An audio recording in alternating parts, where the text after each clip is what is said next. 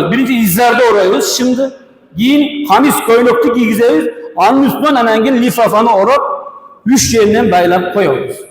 Biz evi bir adamını kepin giydirgen bolduk. Ben bu meselelerin yüzüne tutam. Yaşta bu vargılar. Cenazada ne kılıç gerek, ne kılbaş gerek. Şu cezal otat bir hafta. Kanday neyse kılıç gerek, kanday neyse kılbaş gerek. Ya da kılıç gerek bolğun nesinin cezal otat. Demek cazılbagan neyse kılbaş gerek degen söz de bundan.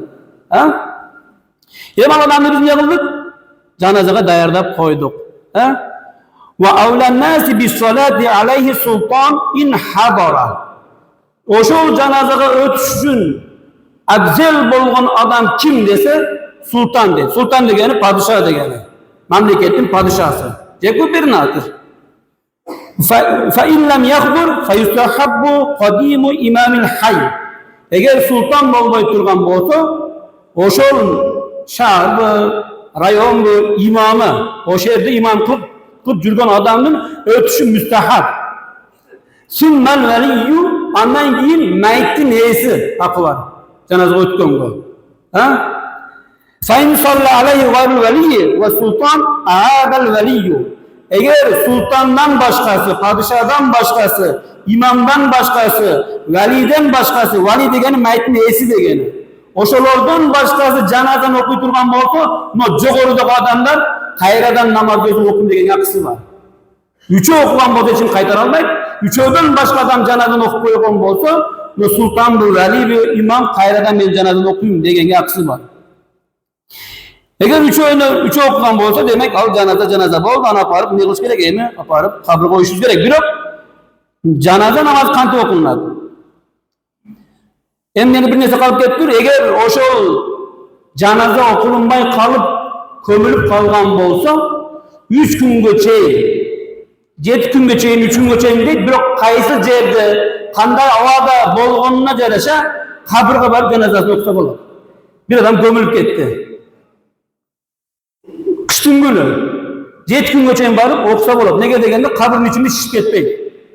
Jazdın günü, jaydın günü, üstü gün bola turgan bolsa 3 gün geçeyin. Şu okşuğun meseleler var. Cenazede okununbay kalgan bolsa. Peygamberden bir ansar sahaba ayağını kabrin üstüne barıp cenazasını okugan. Hem cenaze kantı okulat. Ve salatu an yukabbira tekbiraten bihamdillah teala. Biz cenazeye bargandan keyin cenazeni niyet kılavuz. Cenaze okumakka niyet kıldım, okuga niyet kıldım, uyudum imamga. Ha? Allahu Ekber dep koldu kulaka çeyin aparıp kindik nasına baylagandan keyin Subhaneke Allahumma, Allah'a hamd. Namazda okulan Subhaneke Allahumma ve bihamdikeni okuyuz. Ha? Sümme tekbiraten ikinci tekbir etkendan keyin ve salli ala nebi sallallahu aleyhi ve sellem ikinci tekbirden keyin Peygamber aleyhisselam'a salavat okuyuz. Allahümme salli ala seyyidin namazda okuyuz. Teşahhütte o şol salavatı okuyuz. Andan keyin sümme yukabbir tekbiraten yad'u fihe li nefsihi ve lil meyyiti ve lil muslimin. Yani üçüncü tekbirden ki ne kılavuz? Özümüz için dua kılat ekenmiz, meyyit için dua kılat ekenmiz, Müslümanlar için dua kılat ekenmiz. Allahümme gfirli hayyina ve meyyitina degen dua var. Şunu okuyoruz. Bilgenler şunu okuyup, bilmeyenler Rabbana atina fid dünya okusun, bilgen duasını okusun.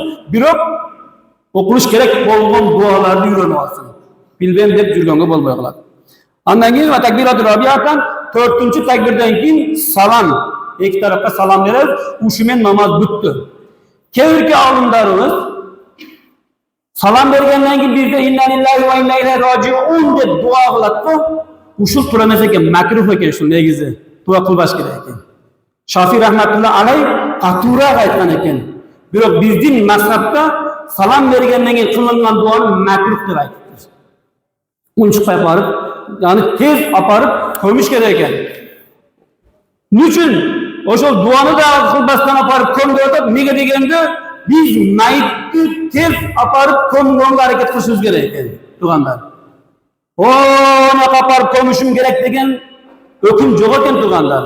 O balası geliş gerek degen hüküm yok eken tuğanlar. Yani tez aparıp koymuşuz gereken. Peygamber aleyhisselam şaşkan şeytan